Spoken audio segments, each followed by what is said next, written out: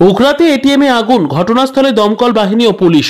পশ্চিম বর্ধমান জেলার আসানসোলের অন্ডাল থানার অন্তর্গত উখড়া বাজার সংলগ্ন একটি বেসরকারি এটিএমে শর্ট সার্কিটের ফলে ভস্মীভূত হয়ে যায় এটিএমটি।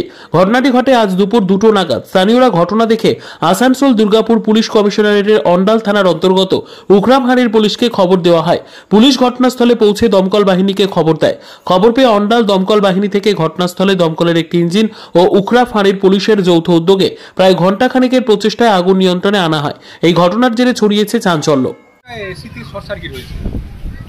আমরা যে আমাদের এইচডিএফসি ব্যাংকের যে এটিএমটা আছে, সেই এটিএমে দুটো এসি ছিল, তার মধ্যে একটা এসি শর্ট সার্কিট।